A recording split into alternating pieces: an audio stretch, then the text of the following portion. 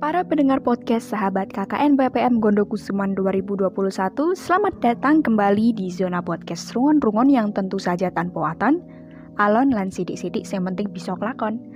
Episode 2 kali ini teman-teman, pembahasan kita mengenai kesehatan nih. Dan ini cukup penting bagi seluruh kelompok masyarakat di usia berapapun dan bagi laki-laki maupun perempuan. Sesuai judulnya, kami akan membahas secara umum dan tidak banyak mengenai kesehatan seksual dan organ reproduksi. Tapi meskipun secara umum dan tidak banyak, kami harap dapat bermanfaat ya teman-teman. Pembicaraan dalam ranah seksual dan keterkaitannya dengan organ reproduksi bagi masyarakat masih tergolong tabu. Tabu itu apa sih teman-teman? Nah, menurut KBBI, tabu adalah hal yang tidak boleh disentuh, diucapkan, dan sebagainya karena berkaitan dengan kekuatan supernatural yang berbahaya. Ada risiko kutukan misalnya, kemudian sebuah pantangan, juga larangan. Bahkan pembicaraan dalam ranah tersebut bagi beberapa orang dapat dianggap sebagai ketidaksopanan loh, terutama bagi pemulai topik pembicaraan ya terhadap lawan bicara.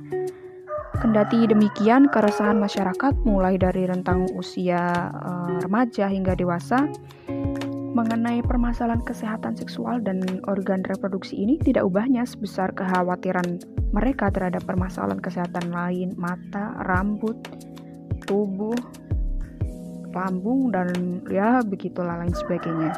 Hanya saja muncul rasa sangsi untuk mengutarakan, memulai topik ini hingga masih malu-malu serta enggan berterus terang begitu. Nah, kesehatan seksual memang masih cukup tabu bagi masyarakat apabila hal tersebut dibicarakan secara langsung. Anggapan bahwasannya kesehatan seksual hanya sekedar seputar melakukan kegiatan seks, masa kehamilan hingga pasca kehamilan masih melekat. Padahal, pada hakikatnya kesehatan seksual mencakup kesehatan sistem reproduksi selama seumur hidup serta tidak terfokus pada masa-masa tertentu saja. Meskipun demikian, masyarakat tetap berusaha menjaga kesehatan tersebut secara tidak langsung. Salah satunya mereka mencari solusi dengan berselancar di media sosial dan melalui platform pencarian seperti Google untuk mendapatkan artikel-artikel terkait. Nah, wadah informasi daring ini cukup menjadi jawaban keresahan masyarakat yang memiliki budaya tabu dan terutama dalam membahas kesehatan seksual dan organ reproduksi. Hanya saja, tidak jarang perselancaran tersebut menuai keraguan. Sebab dalam pencarian artikel, masyarakat tidak terpuaskan mengingat kesulitan menemukan artikel kesehatan yang kredibel, serta keterbatasan akses informasi untuk menemukan artikel yang kredibel tersebut. Kayak di mana sih kita bisa menjumpai artikel-artikel yang bisa dipercaya dan dibuat oleh tenaga yang profesional dan maksudnya benar-benar dari sumber yang paham akan pembahasan tersebut. Nah, artikel kesehatan tidak dapat serta-merta dipercaya apabila dimuat oleh situs-situs yang tidak memiliki standar tertentu untuk masuk ke dalam ranah pembahasan terutama bab kesehatan. Sehingga pembaca perlu merasa ragu dan khawatir jikalau artikel tersebut tidak dapat dipertanggungjawabkan dari segi konten, keberadaan hingga kualitas artikel yang dimunculkan. Berangkat dari hal ini, masyarakat perlu memahami bahwasannya mempercayai artikel yang dimuat oleh sumber dengan kredibilitas masih dipertanyakan dapat berpengaruh besar begitu terhadap kesehatan pribadi. Sebab setelah membaca informasi yang kita butuhkan, kecenderungan sikap yang diambil adalah praktik.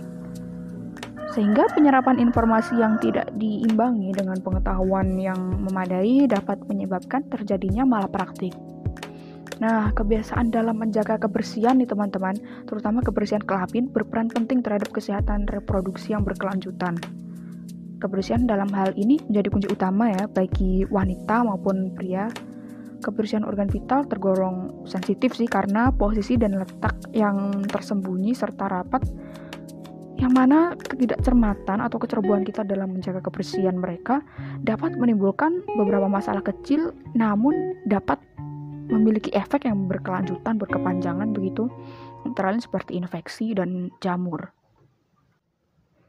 Penyebab gangguan kesehatan seksual dan reproduksi tidak hanya terjadi karena faktor dari diri sendiri, namun juga disebabkan oleh faktor kegiatan dengan dunia luar. Beberapa kegiatan baik dari faktor luar dan faktor dalam tersebut seperti kegiatan seks dengan pasangan yang berganti secara terus-menerus, kegiatan seks dengan minim penjagaan kebersihan, kemudian tidak memakai kontrasepsi minimal seperti kondom begitu, kebersihan toilet yang digunakan, kemudian tindakan pemerkosaan, aborsi, hingga kehamilan di usia rentan seperti usia di bawah umur atau di usia dengan risiko tinggi. Selain itu, jarang mengganti pakaian nih teman-teman, terutama pakaian dalam, serta pembalut saat menstruasi dan nifas bagi wanita dapat menyebabkan kondisi alat kelamin lembab. Nah, efeknya secara berkepanjangan dari lembab tersebut memicu munculnya bakteri hingga jamur yang kemudian dapat menyebabkan ketidaksuburan bagi pria maupun wanita. Berangkat dari masalah infeksi dan jamur tersebut, apabila tidak segera diatasi, maka akan berdampak dengan munculnya penyakit lain yang dapat mengancam jiwa. Lebih lanjut, kesehatan yang kurang terjaga dan sesuatu yang disebabkan karena hanya kita ceroboh dapat menyebabkan organ vital mudah terkena penyakit seksual, baik yang tidak menular maupun yang menular. Nah, penyakit seksual tersebut antara lain seperti kanker serviks bagi wanita, yang mana penyakit tersebut disebabkan oleh virus human papillomavirus. Sedangkan bagi laki-laki, penyakit kelamin yang dapat mencakit antara lain ya HIV, AIDS, gonorea, yang mana gonorea ini nih teman-teman dapat berefek panjang dan dapat menyebabkan kemandulan. Sebagaimana merawat kesehatan bagian tubuh lain, merawat kesehatan seksual dan organ reproduksi dapat dilakukan dengan berbagai cara ya. Masyarakat dapat melakukan langkah perawatan baik yang bersifat mencegah serta mengontrol kondisi organ maupun perawatan yang bersifat mengobati. Menurut Aisyarah, kebiasaan menjaga dan mencegah antara lain dapat berupa menjaga konsumsi kadar gizi seimbang, peningkatan wawasan terhadap topik seksual, peningkatan mutu pendidikan akademik dan moralitas, pencegahan serta pengawasan terhadap penggunaan narkoba terlebih di kalangan remaja. Selain langkah pencegahan, masyarakat juga dapat melakukan observasi mandiri jika dirasa memiliki gejala-gejala penyakit seksual dan organ reproduksi. Pada dasarnya, observasi mandiri ini teman-teman dapat dilakukan hanya dengan mencari artikel yang kredibel dan dapat dipertanggungjawabkan melalui internet. Perlu diketahui bahwa observasi mandiri ini bukan berarti masyarakat lantas diperbolehkan dengan bebas melakukan self-diagnose. Self-diagnose dapat membahayakan apabila langkah pribadi yang diambil tidak sesuai dengan kondisi nyata dari diagnosa tenaga medis. Sehingga dengan demikian, observasi mandiri diperbolehkan hanya untuk pemindaian awal supaya masyarakat dapat mengunjungi tenaga medis yang sesuai dengan keluhan yang dialami.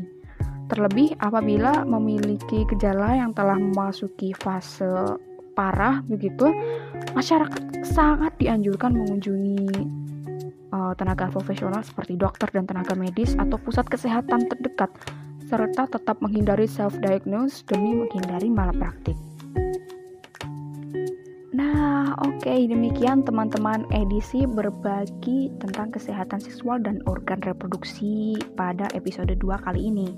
Semoga bisa menambah pengetahuan kita serta mengurangi kecerobohan kita ya tentang menjaga kebersihan diri, terutama organ reproduksi kita begitu. Nah, kalau sobat ada kritik, saran, serta request pembahasan, boleh banget nih, dan dapat disampaikan melalui direct message Instagram @kkn_gondokusuman2021. Dan tunggu kami di episode selanjutnya yang akan rilis besok. Terima kasih, jaga hati, jaga kesehatan, dan sampai